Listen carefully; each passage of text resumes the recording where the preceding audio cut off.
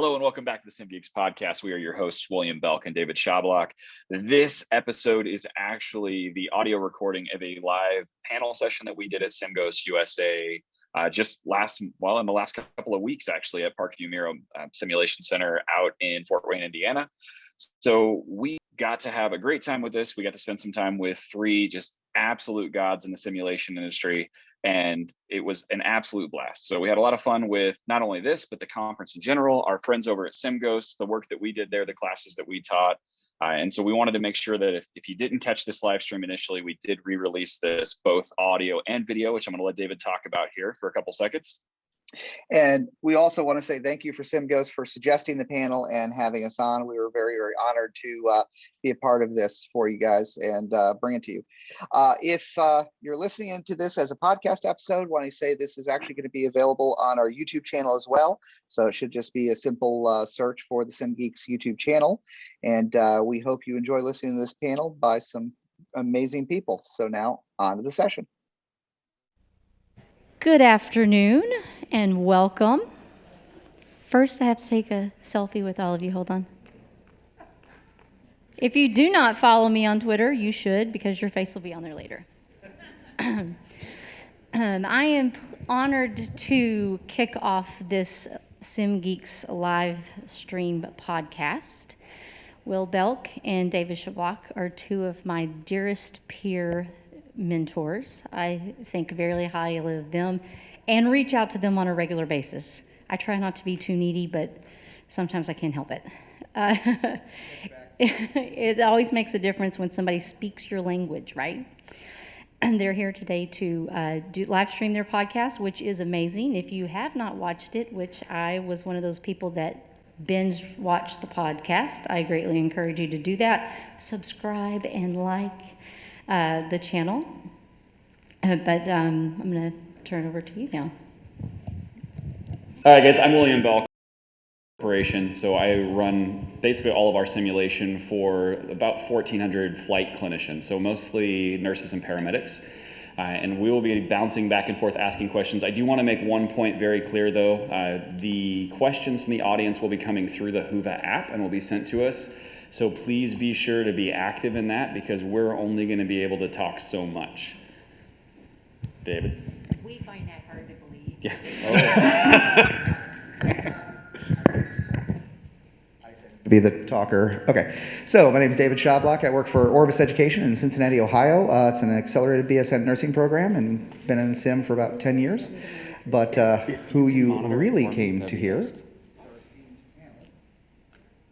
is our esteemed panelists, and we will have them kind of introduce themselves. Suzan Kardong-Egren, an associate professor at the Massachusetts General Hospital Institute of Health Professions, and the current president of the INAXL organization, which is the International Nursing Association for Clinical Simulation and Learning. And my name is Andrew Spain. I'm the Director of Certification and the Interim Associate Executive Director for the Society for Simulation in Healthcare, and a paramedic by background for almost 30 years. And I am Scott Crawford. I am an Associate Professor at Texas Tech University Health Sciences Center, El Paso, Department of Emergency Medicine, and also the Director for the Training and Educational Center for Healthcare Simulation there. And my other role is as a board member and treasurer for SimGhosts. All right, guys. Well, I think you've introduced yourselves. We know that you all have extensive clinical backgrounds. How important has that been for your success in simulation? And how has that affected your careers in simulation? Don't everybody jump at once. I was going to say, and anybody can go first. Just what I would say is put up a hand and just say, kind of a nod that I'm going to go first. I'm going first. So I was mostly labor and delivery. I absolutely love labor and delivery. And usually everything goes right, except every now and then things go wrong. And I would have loved to have been a student during the time of Sim, because it would have made a lot of difference for me, because I could have simulated a lot of the things that I had to learn in real life with real consequences for patients. So it's made a huge difference for me. And I think that A lot of people in labor and delivery and emergency room run towards simulation the first time they see it. A lot of people run away from it the first time they see it, but I think that because we use so many gadgets anyway in our normal work, that we're very attracted to it, and I certainly found that to be true for me. I would say for me it's actually more of a symbiotic relationship, because I would say that simulation is what helped me become a paramedic. Even things such as taking the airway head and taking it outside so we'd understand what it would be like to actually intubate someone outside versus in a controlled OR type setting. And of course now it's flipped, because having had all those clinical experiences and the learning over the years, I would definitely say that helps me push really hard for how we design and implement simulation activities, because of course I'm going to sit there and say, well, that's too easy, because you never know what you're going to walk into in the real clinical world. We can't have it set up so simply, because that's not real. Mm-hmm. So experience in emergency medicine, as you probably figured out from a variety of those involved with simulation, that anesthesia and EM are some of the biggest, at least early proponents and consumers of the education. And I think that has to do with the diversity of the types of things that are encountered and the acuity with which they occur. And my experience within EM allowed me to encounter and experience simulation. But actually, it's kind of the whole host of other experiences and backgrounds that I think has allowed me to kind of become where I am in simulation. And the clinical background is just the thing that allowed me to discover that this awesome field existed. Mm-hmm. So that's actually a good lead into the next question, which is, we find that in simulation, nobody gets here by the direct route. It's been described as the coolest job that no one ever knew existed. So in a short story of how did you get here, and what kept you here? I have to think about it. I can run it back this way if you want. Yeah, you go ahead.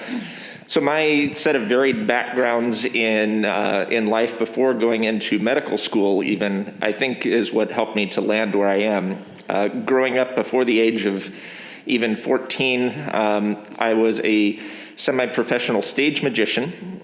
In college, I worked as a DJ, setting up sound equipment. I worked in my brother's musical instrument store, and then in college, I worked in a machine shop and got my undergraduate degree in physics. And that was all before actually pursuing my EMT and then later medical school. So when I came out of all of that, I had also spent time as an independent employee computer technician, and my director for the emergency medicine department brought me on as an early faculty and said, I think you might be good in sim, and I'd like you to get all of the wires and cables and things that we need. And that was my introduction, and they sent me to this conference called SimGhosts in 2012, and I didn't know what I was stepping into. That's a good story. I think for myself, again, as many of you sort of backdoored into it, I was actually educating almost from day one after becoming a licensed paramedic, and was using simulation without knowing it, teaching PHTLS, ACLS, PALS, CPR, task trainers, standardized patients, even the non-programmable mannequins and things like that. And at some point it became wouldn't it be nice one day when I'm gonna do simulation, we get those fully programmable mannequins and things like that. Well, Robin Wooten, who was opening up a sim center at the University of Missouri, came down and introduced herself and basically helped inform me that no, I'd actually been doing simulation the entire time. And so I had a very steep learning curve. And of course, I already had the bug because I enjoyed doing education anyway. And now it's just sort of this whole other world that opened up to me through what she helped educate me to. Wow. I had to think about it because it was a while back. And it was truly an amazingly lucky situation in that when you have leadership in your program, that everybody is a visionary. It's wonderful for the leadership. It's exhausting for the faculty because most faculty are not visionary.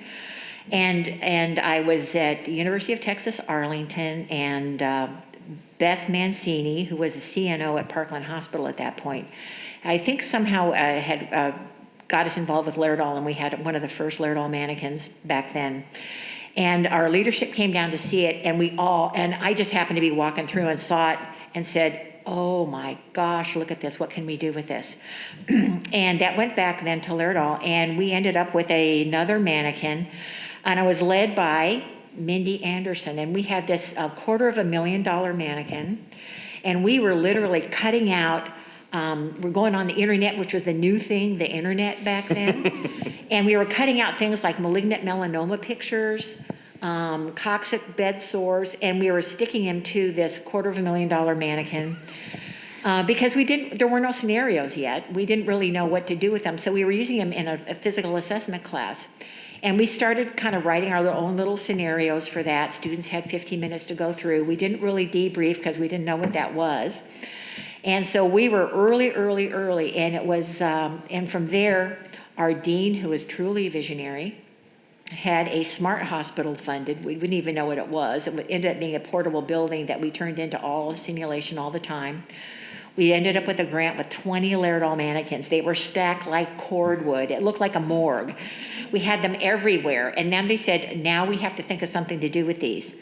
So one thing led to another, and it became quite the thing.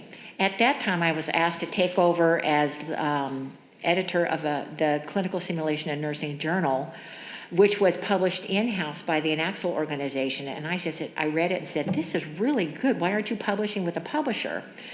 And long story short, all of those kinds of things led to the growth of simulation and the growth of that journal, et cetera, et cetera. So again, I just happened to be in the right place at the right time with great visionary leadership. The rest is history. And the rest is history. So in the last several years, we've seen kind of an explosion of formal education, right? We're seeing more and more master's degrees, even associate's degrees, bachelor's degrees that are simulation specific. And as we've already discussed, we all have kind of fallen into simulation by accident or have gotten into it from different things. How do we see that going in the future? Do we think that those formal education programs, or do you think those formal education programs could somehow replace or prepare people to come in cold without having that random background experience that we all have? To me, I think going through a formal program like that is the thing that would actually give you all of that random background if you didn't have it through some other route. Certainly having a wealth of diverse experiences is what makes us uniquely suited to be able to think outside the box and create and design. But if you have a mindset that draws you to a program like that, I don't think it would or should be able to stifle that, and may even just help to draw in those individuals and even give them more support to be able to pursue those earlier on. I could jump in there and say that there are now master's and PhD programs in simulation also, basically.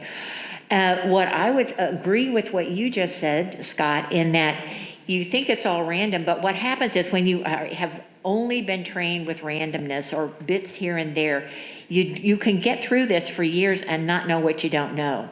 The cool thing about going to a formalized program is that somebody has had to deliberately sit down and think about all of the things that we probably need to know. And so what invariably happens is people are going through some of these programs or certificate programs and they're saying, I've been doing this for 10 years, I never knew this. I've been doing this and I didn't know this. And I think that you're having that same experience in what you're doing. Yeah, absolutely. And I think the growth of the degree programs, all it's going to do is provide additional streams of really high quality talent into the industry, which is frankly something we really need. When you look at the fact that, you know, a healthcare simulation is not, that's not in the government definition of jobs and things like this. It's all going to promote the growth of healthcare simulation as a whole and healthcare simulationists as individuals, because not only you're going to continue to have all these other streams, whether you're a paramedic, an OT, PT, physician, nurse, veterinarian, or anything like that, coming into healthcare simulation, you're going to have these people who are actually targeted into the role already. And just having the degree programs already helps them identify that passion earlier in their stream. And so it'll help just improve what we're doing, I think. And I would add that because it is so professionalized now, it is becoming so much more professional, and there's so much more to know. And the role of the operations specialist HSTS2 is growing so rapidly. We used to think it was just mannequins, but now it's becoming VR and AR. So you're really becoming the curator of the new technologies that could be used for teaching. So that is something that maybe some of us weren't necessarily aware was going to happen, but it is. Yeah. So who knows what's coming next? And being able to do that curation and being able to prepare people and pick the best bang for your buck for your program is going to be really important, and operations is set up for that. So I was going to pass you off to David for the next question, but you actually led into the one after that. So I'm going to go ahead and ask it now. You just said it. The questions earlier. So yeah, there we go. So VR and XR, this whole realm is becoming almost commonplace, right? And I think it's only going to get more and more over the next few years. How is that going to evolve simulation, and specifically, how's it going to affect our operations specialists and how they work in their career going forward? I think right off the bat, it's going to improve accessibility and also the ways in which we can approach education, of course.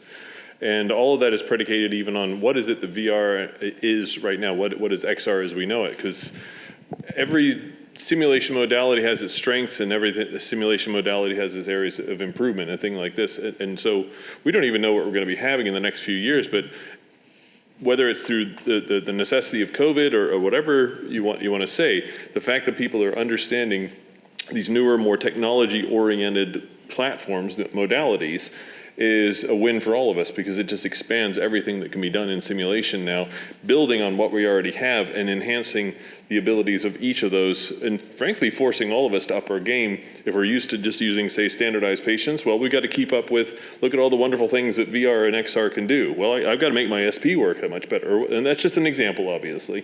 But all of our ways in which we use simulation can be improved as we learn from the different modalities. Scott? So actually, I'd like to just start, if I can, with a quick show of hands.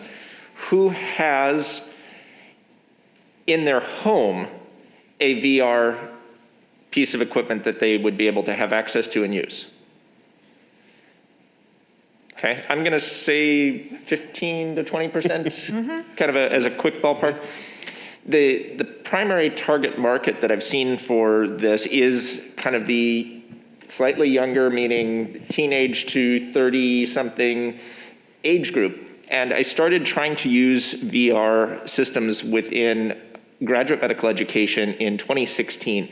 And that, again, coming out of medical school, likely probably at least a potentially affluent background, and that target demographic, fewer than 1% of those individuals had ever put a VR helmet on. And it wasn't because they didn't exist at that time, but they were not widespread in adoption. So the fact that in this room here, we are seeing 15 to 20% just even in their own homes, and I'm guessing if we did that same show of hands in their center or with a plan to adopt it, how many of you have or will expect to have VR in your centers in the next year? So it's still probably 20 to 30%. And so the ability to grow there is amazing. And choosing what you can do with it or identifying what you can do with it is still going to be the primary goal, I think, is the experiential piece. The ability to have the sensory stimuli is something that you can't get in other ways, but we're still waiting on the haptics to catch up. Susie? I was lucky enough when I was at Washington State University to get to go down to the big campus in Pullman, Washington, and experience true haptic gloves, the $15,000 a pair, with a spin-off company from Washington State that got the name that truck company. This was back when women who were 4'9", 90 pounds were starting to drive big rigs, the same as the 6'10", 350-pound guy, and they got the contract to build the truck cab to fit the 4'9", the 6'9" individual, and they were doing it with VR. So I got to go down and sit and experience what was possible. That would have been about 2008, and boy, we were so far behind, because after you have the haptic gloves on and you know what it feels like, it's just like, I want it. And I don't know if those are even the best haptic gloves, but you can literally feel the weight. Everything looks the way it's supposed to look, like it was really there. You can hold it in your hand, you can bounce it. It's amazing. And so I guess I grew up watching the holodeck, and I want it now. I want it right now. Indeed. So all those things have to be fixed. I agree, haptics are going to be critical. Being able to do multi-site, all in the same game at the same time, would be fabulous, especially for ACLS retraining. Wouldn't it be great if your state had a whole sign-up for everybody? We're running ACLS classes at this time, this time, this time. Sign up for your time, put on your headgear, and you're signing up for the role of nurse, you're signing up for the role of RT, you're signing up for the role of physician. And you can be any place and go in and run that ACLS scenario, get your sign off, and then go back about your business. That's the world I want to be in right now. Mm-hmm. So we're actually getting a few questions through the Whova app. Thank you. And this one's pretty good. Is from your perspective, what is the biggest obstacle to development and also promote non-clinical staff in a simulation center? So like obstacles to success for developing a program. Well, it sounded like there was you said non-clinical staff. Yeah, I think there's two in there. I'm sorry, transitioning non-clinical staff into a sim environment. Yes. Well, so since we are working in healthcare simulation, obviously there needs to be some clinical knowledge or ability to interact within a clinical environment or with clinicians. But I don't think that that has to come from a clinical experience. I think that that can come from an increased understanding, and I've watched from staff at my own center that if you spend enough time in sim, you can really get quite knowledgeable about healthcare. So you have to take the time and you have to engage with those opportunities. But certainly having some clinical background will certainly help you to engage more readily with that group. And I think that that is going to help you become accepted a lot more, especially if it's not already been a path that's been paved at the program you're at. We just watched a great presentation from earlier today. Who helped me out there? The name of the girl who did it was Shelley. Yes. Oh my gosh, it was so good. If you're on the Whova app, you want to take a look at that, watch that, because here's a person who, at age 50, with no healthcare background, became a volunteer sim tech with Matthew, who mentored her. It just brings tears to my eyes. So I'm not going to talk about it anymore, but it was quite the story. And here's somebody with no healthcare background who now is a paid sim tech and does amazing things. She's talking about ballistics like she knows what she's talking about. It's just amazing. So I think it can happen. And there are people who are now getting into that experience. I have somebody right now who wants to come into our PhD program who says, I'm stuck because I need to be able to progress, but I'm not a clinician. I said, you need to go do EMT or something to fill that square so that people feel like you've got that background. But he's in the Middle East. Mm-hmm. So I woke up at 2:00 in the morning and said, the other way would be get your terminal degree, because then people think they're piled higher and deeper. They think you know what you know, whether you do or not. And he's working in simulation, but that isn't gonna be an impediment for him, unless he gets his doctorate. But I'm curious about what you guys think. Just in quick response to the initial question, I think there are many barriers, and I'm trying to determine which one might be the biggest one. But I think actually it comes down to the basic human nature of we often struggle with that with which we are not familiar. Uh-huh. And so if I'm surrounded by a bunch of other healthcare providers and suddenly this engineer, just picking on another group, comes in and starts speaking engineer, you need to stay over there. That's a normal human tendency, unfortunately. And so it takes us to move beyond some of those built-in biases that we may not even be aware, to then engage in those other ways of thinking, other ways to process information and things like this. And so that makes it a bit of a challenge, and it's how to break down those barriers and be more engaging and welcoming to a lot of those diverse backgrounds, which thankfully in simulation we generally have already made that step. Mm-hmm. But there's a lot that haven't quite gotten there that I think would remain one of the bigger barriers. Mm-hmm.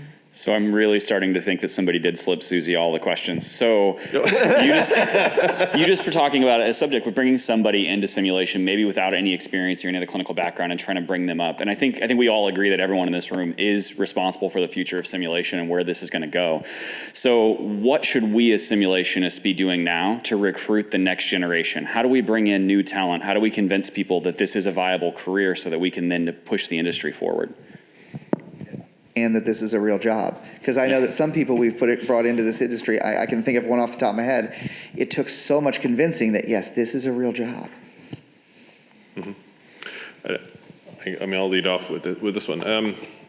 I think it's essentially asking each of you to do one more thing, which I know you all have plenty of time, but we often are so focused on looking forward and how we're going to progress our own career, who we're going to engage with as mentors and things like that. And I would ask you to add the one more thing and start looking behind and how you're going to bring people along with you as well. Implementing programs at your institution that perhaps reach out to the STEM institutions around your neighborhood, frankly. And start engaging people with coming into your sim center who, again, would be following in behind you as well, and start generating that interest, which sounds simple, but of course it takes effort and a lot of work. But it's so easy for us to get focused on what's in the future. And until Susie is amazing at looking back and helping people come up. And I don't know what point in her career she converted into it, but she's an example I would hold out as she reaches back and helps bring people forward. And if you can start that now, that's going to be so impactful on healthcare simulation, and especially the OS role moving forward. And I have to say that, yes, Susie is amazing at being able to help bring people forward. I remember it was 2015, I went and I showed you a 5-paragraph thing that I wrote and said, hey, is this any good? And you convinced me not only that it was good, but that I should continue writing more of them and to develop an entire set of them. And since then, I started trying to put out, copious amounts of writing to be able to do this, and it eventually led into a textbook that I didn't think I was ever going to do in my life. But now I feel like I've moved to a point that I want to be able to help others to move forward, and just the encouragement, the push that you can succeed, and giving ideas about how to do that is what allowed me, I think, to be able to move forward from I just showed up at this conference and it's kind of cool, to trying to actually push forward and change boundaries for others that are in this environment. Awesome. I did not know I was the one who would have to birth that book. That is so great. I have to say that I will say in nursing that somehow along the way we've done a really great job of crushing each other's spirits. And I rebel against that every chance I get. And when I see a little shimmer, a little spark of talent along the way, I try to nurture it in any way that I possibly can, because there are so many talented people in the healthcare professions. And I think COVID brought out a lot of that. And of course, now we've burned all those poor people out. There's almost no spark left. But I think we need to help each other as much as we can and identify talent and then nurture it. Because some of us would like to retire one day. And we all will go away, and we are all replaceable, but somebody has to be there to replace us. Susie's not allowed to go away. Oh, when Susie walks, Susie will be very successful walking away. I'm practicing my bocce ball right now. We will find you. So going to the role of the SimOps specialist, somebody coming into this industry, I always talk about how, we have about 4 pillars of knowledge. We come from different places and doing different things. What do you think if, somebody comes in with one of those pillars, what do you think would be the most important one that they should work on the next, or the most knowledge they should come into if somebody has been, talked about this position and we say, you need to work on this one. This is probably the most important knowledge point you should have? I'm going to say that it's the ability to read critically and figure out how to take what you've read and build upon it from your past experience. I mean, I don't, that's exceptionally complex potentially, but I don't think anybody in here came in with obviously all of the knowledge that they have to succeed in doing what they're doing, whether it's with silicone or programming or whatever it is, but they've read, they've talked, they've figured out pieces of their background, filled in the gaps, and then pushed the bar forward. We are entering a period that, we're trying to create and advance a full profession. And we've already helped to create things like resources for how to share some of those innovations and a common language and recognition as individuals with specialized talents. But to then work to really advance that, get it inscribed, written down so that others can build upon it and move it forward. That's the growth. So document and share. That makes sense, and grow on your personal experiences. When you were saying that, I'm like, every sim I do, I'm looking back to an experience that I had, and I'm rolling that into that, so that's good. So I would throw in that there is a fabulous podcast out there by the SimGeeks about, and I listened to it last night, about if you don't have to know everything, but you need to know who to ask. And so networking is critical. And that a lot of people are afraid to approach people that they think are like, ooh. I say, don't be afraid. We were all not known before. We've all been there. And I could remember looking up to the first nurse person I met famous at a big nursing conference. We were in the ladies' room. She's washing her hands, and I see her name badge, and I go, because like when you read people, you think they must be dead, they must be dead. And I look at, and her name was Lorraine Walker. She was a famous OB person. I said, "You're Lorraine Walker," and she picked up her name badge and she's looking at it and she goes, "Why, yes, I am."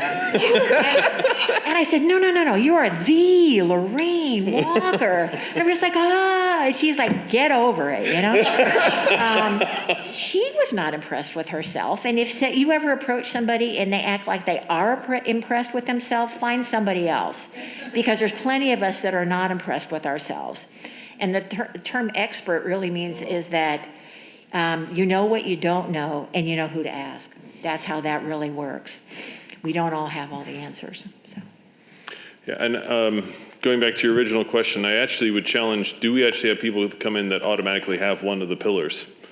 Because I think there are amazing individuals out there who come in with absolutely, zero or very little knowledge if they have the right mindset. Mm-hmm.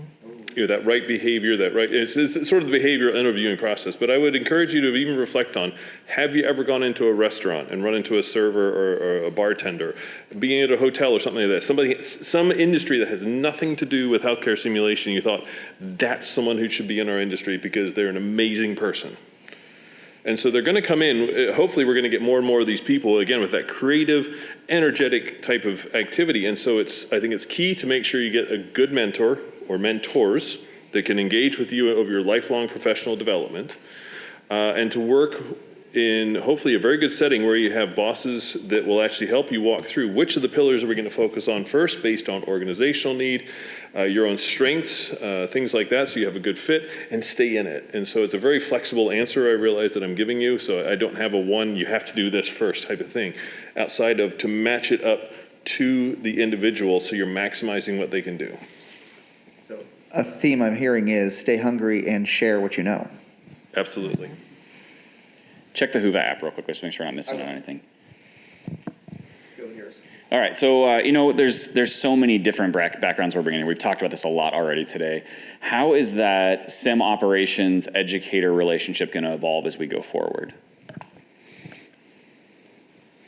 I forgot to bring my crystal ball. Here we go. No, actually, I think we're already seeing that evolution. And I know I've talked to a number of you over the years about this, but as the operations specialist role grows, we're seeing more and more of the operations specialist being the full-time person in the system, so to speak, which allows the educator to be able to step back from some of the things they may previously have had to do.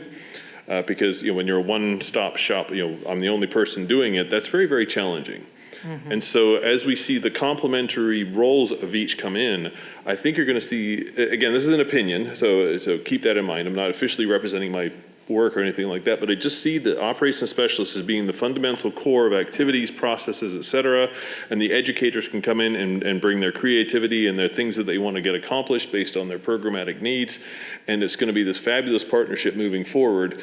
Again, almost like a hub and spoke type model with the Sim Center and the operations specialist being right there, and then the various people able to come in and just take advantage of that setup.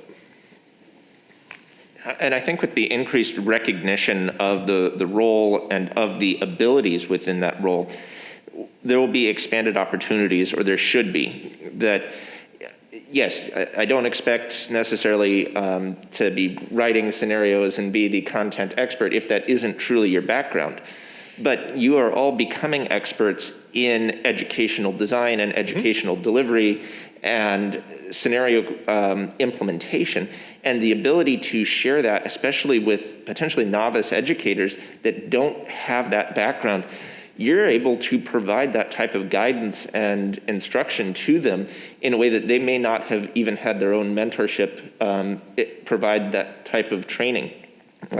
So being able to critically review their ability to debrief, being able to review their method for how they're delivering a sim, showing them what the capabilities of the technology are to improve the content, that's what they should start to be looking to you in that role to be able to do.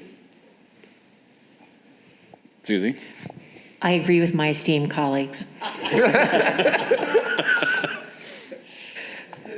Fair enough. So another question that came through on the Whova app is, as you've been in Sim for a while, what can you think back and think of was your favorite aha moment? Whether it was one that you witnessed or one that you learned from yourself. Let someone else deal with the technology so I don't break it again. I'm the one that creates the smoke. I'll walk by it and it will start smoking. So I'll do the educational bit. Someone else can do all that. Love it. You thinking, Scott? I'm trying to think. Can you repeat it one more time?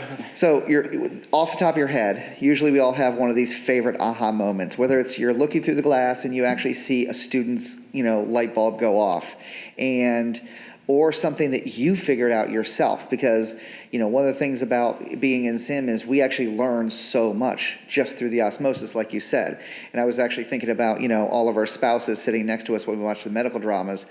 They have to hear us, but also they learn so much by the osmosis. But like, what are your favorite aha moments, or anything you can think of like that? I've got one. So the one I will never forget is, I've been teaching clinical for many years, and the first time I was in a simulation, I'm on the other side of the glass, and one of my best students is screwing up royally in the scenario, and I was up against the glass, literally looking in, my nose pressed against it, and I was like, I had no idea she didn't know all of this stuff. And that's what aha, and the horror of this is what they do when I'm not there, to see what they're doing. And this is somebody who I thought was probably pretty great. She looked great, but the reason I thought she was great, she had really good verbal skills. So I really started paying attention to that. And the better the students' verbal skills are, the more leeway we give them, or we believe they are better because they talk really well. They sound like they know what they're doing. When you can see them in Sim, and that was my aha moment that I have always held on to, and it's held pretty steady, is that just because you can talk well doesn't mean you know what you're doing. So we had a Whova question come in, and I can think of no better person in the world than Mr. Andrew Spain to take this one first. What can a new, very green sim tech do to grow and advance their career, and what certifications are available for these people? There's a softball one. Yeah, right. Yeah. I think the first thing, you just have to pick up things like all the standards that are out there, the framework from SimGhosts, for example, you're going to have to pick that up. You're going to want to pick up the examination blueprint as hey, where are we going for the certification in the future? And you've got to just sort of embed yourself in what are the ways that we do things, and just be a sponge, because there's so much out there. I mean, you can go to any of our partners in industry and you can learn so much from them. I mean, we've got plenty of them in the back of the room today with their VR devices, mannequins, task trainers, all the things that are back there, and you can just soak up so much from them. So just take on that sponge mentality. It's probably the easiest way. Now, as for certifications, specific to OS, obviously there's Certified Healthcare Simulations Operations Specialist. And that's that two-year competency level, so you have to have the 2 years of experience. Exam-based, everyone's favorite, I know. There's lots of literature that supports doing the exam-based certifications at some point. And then, of course, the new one with the advanced certification, which is a portfolio-based one after you've achieved that 5-year benchmark and made much more of an impact, taken on much more of a leadership role, things like that. So did I answer all the bits? I think you did, and okay. I know you've answered the certification thing, but will the other two want to weigh in on what can we do to advance a career, especially somebody coming in new? I think it's important to know what side of healthcare simulation you are trying to embed yourself with, because the difference between health systems based and academic based and military based programs will have different answers to them. And I don't think that the culture will ever be able to change significantly within academia, just because not much does. So if you are really trying in that realm, I can tell you just the ability to get a degree, to hit the checkbox, to be able to move up may be important. But certainly in some other more progressive systems, or those that are able to think and see skills without necessarily just the letters after your name, you can get a long way if you're willing to learn how to adapt and increase your abilities. And there was a SimGeeks podcast about all of the different ways that you can do basically free training. And there's Coursera, and there's Udacity, and there's the wonderful course from George Washington University, full disclosure, I teach one of those things that's in there. I teach the evaluation little module. It's free. And you only have to pay like $49 if you want the CE for it. And it's free. It will give you a broad range of what you need to know to work in simulation. Mm-hmm. So 2 things. 1, no, we're not paying you or her. And 2, I second the George Washington University. It's a wonderful course. Like I told you the other day, I've been in sim for, at that time it was 9 years before I took that course. I just took it for the episode, and I loved every bit of it, and I learned things. So it was great. Right. And just to sell myself out here, in the original recording of that podcast, you were mentioned, but I mispronounced your name, so I cut that piece out once I listened back to it. So that is the benefit of a podcast. I can say whatever I want, and I can fix it before any of you guys see it. We didn't really get that benefit today, so it's a little bit different. There we go. And one of the other new things that's developing really is badges. And it's funny because I was talking with Jim Gordon, from MGH, and I said, I said, do you do badges? Are you guys going to be doing badges? He said, I have no idea what you're talking about. And that's the problem with academia and big hospital systems, is that we know CE, we know academia, but we don't know these other things. And badging is something that SimGhosts is getting involved in. You have some on your website. I think you're way too cheap. Just telling you. But it is the way for people who, and a lot of academia is losing its luster as we speak. Is there something that's going to replace it in the future? For many things, I think yes, and badging may be one of the things. And badges are really big in the Microsoft world, in a lot of things that are tech and banking and all that. If you're trying to learn new pieces of software and stuff, you get badges for all of those things. You start looking online, a lot of your universities are doing badging. And I think that SimGhosts ought to get more involved in badging. I think SSH could get involved in badging. I think some universities in simulation are going to be doing badging in the future. And of course, our hope is that it's like a little breadcrumb trail that leads you then to come back in to maybe get a degree. But there's tons of ways to get good education for not a lot of money these days. And I think that Don't be a sheep. Don't just follow along. Try something different. So we had another question come in through Huva, and the question that I'm looking at says, what methods have you found are best for ensuring continuity of SimOps in an organization with high staff turnover? And I'm going to add to that too, what advice do you have for us for reducing turnover in our ops specialists?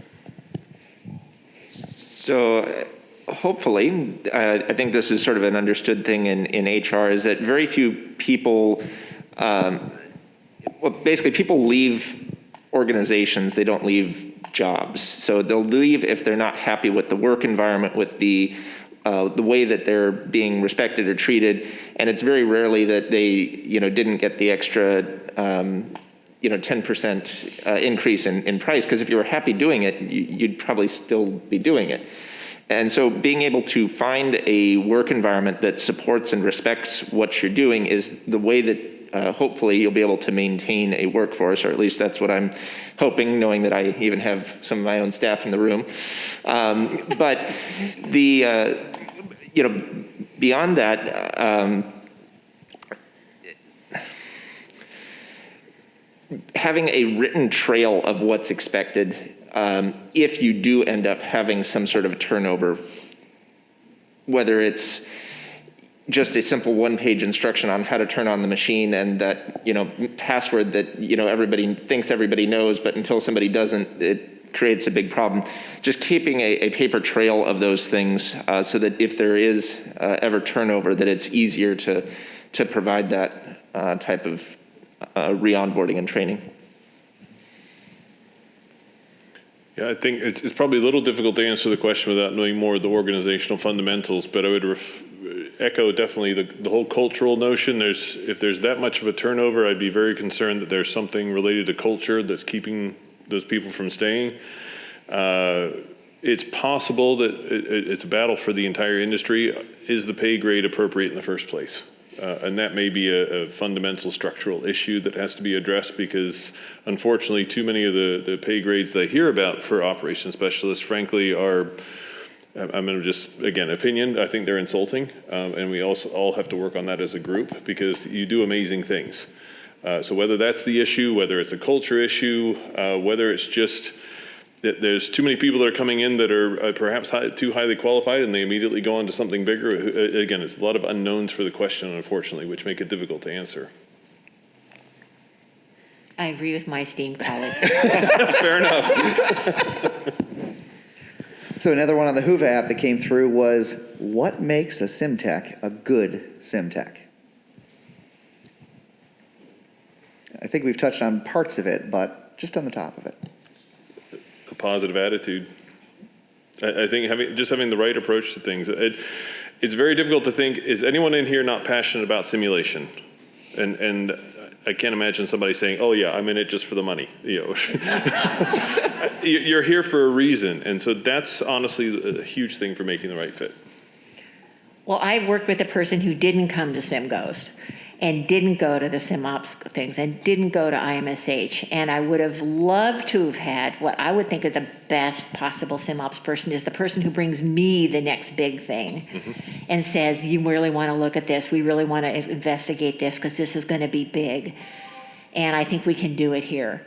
So that's what I look for, somebody who's ahead of me and can help me look good at my job, and I can help them look good at their job. So I think it's kind of a symbiotic relationship. We can kind of feed off of each other.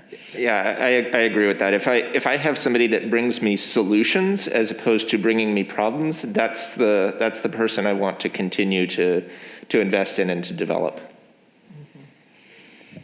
Andrew, anything to add to that? What's that? Did you have anything else to add to that? I would actually hope that they bring the problems as well, because that's going to help build that symbiotic relationship as well. I want them to bring the problem, but also have a potential solution. Yeah. Not that they ignore the problems, but so that goes back to, they're willing to take the full thing on head on, have that right attitude. So I think we're all sort of echoing the same sorts of things here. Yes, I agree. So our Whova audience is tying us back to formal education, and there's a few questions in here. I'm going to paraphrase this one because it's quite long, but basically if we look at the history of nursing education, it went from certificate to 2-year to basically a 4-year standard at this point. And this question is simply saying, is this going to be the route that we take in sim operations? And more importantly, are we going to grandfather in the experienced people, or are we going to force them into some level of degree at some point? And if so, how long do you think that's going to take to get there? It's a lot of questions at one time.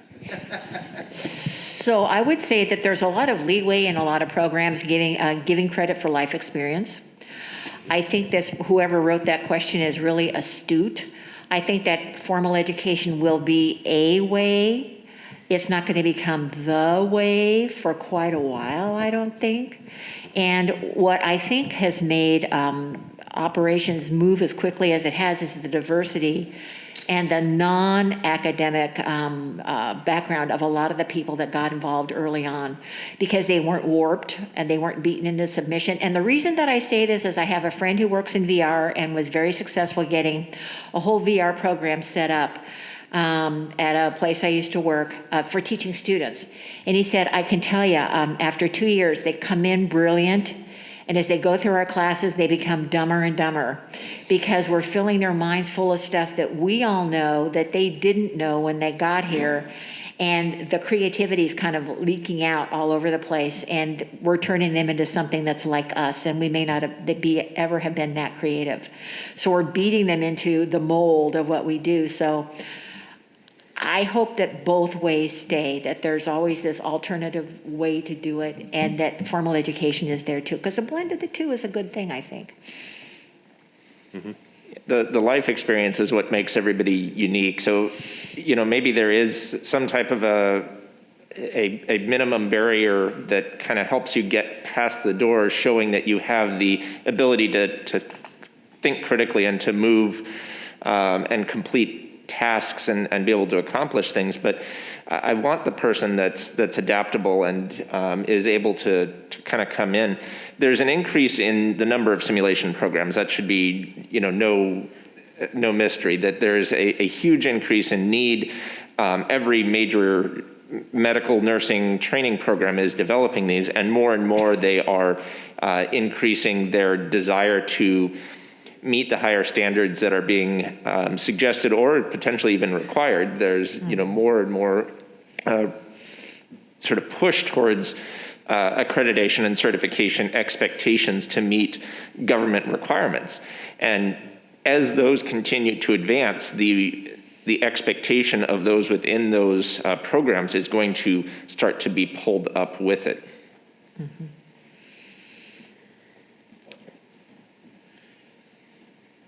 We've been given the 4-minute warning. So what I'm going to leave off with is anyone coming into sim, brand new, what is the one piece of advice you could give them?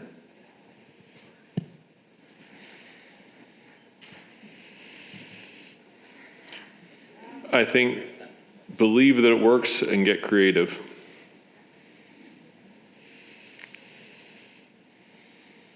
One piece of advice? Okay. I would say you want to choose your friends wisely. Look for some of the names of people who have published in the SimOps world. Make a friend. Come to conferences and read and pay attention and soak up everything you possibly can. Susie, we'd give you 2 or 3. Okay, thank you. I would, get involved with something outside of your own institution. Don't stay in the silo where you are. Reach out to the larger group of professionals. Find out what you can do to help there and push forward to try and become involved with something bigger than where you are. All right, guys. Well, I think that it's no secret to anybody in this room that we absolutely adore all 3 of you guys. We consider you experts in our field, and it's been awesome to do this for the last hour or so. So thank you very much for your time and being willing to participate in this with us, and we will let you guys move on with the rest of your conference. Thank you very much. Thank you all for the opportunity. Thank you.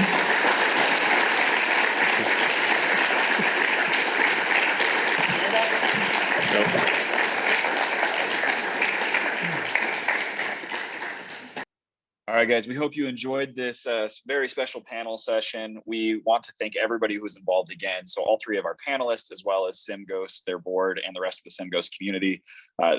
Just being asked to do this was an honor, and it was an absolute blast to do it. So thank you all. Thank you, everyone. And then, of course, thank you guys as our listeners for supporting us for the last couple of years. We wouldn't be doing stuff like this and be involved in as much as we are if it wasn't for you guys. Yep, we appreciate every one of you guys. And as always, please go ahead and subscribe to the podcast wherever you get your podcast and like and do the reviews if you feel like it. Look for us on all the social media platforms, such as Twitter and LinkedIn and Facebook and Instagram, and follow us there. All right, guys. Well, again, thank you very much from all of us here at the SimGeeks podcast. We look forward to releasing a handful more episodes that we did record both at SimGhosts as well as the earlier conferences this summer. And so keep an eye out for that over the next couple of weeks. We're going to try and drop one about every week or two. So you'll see a lot of content coming out from us for the next month or so. Thanks again, guys. Have a great night. Appreciate you. Thanks for listening.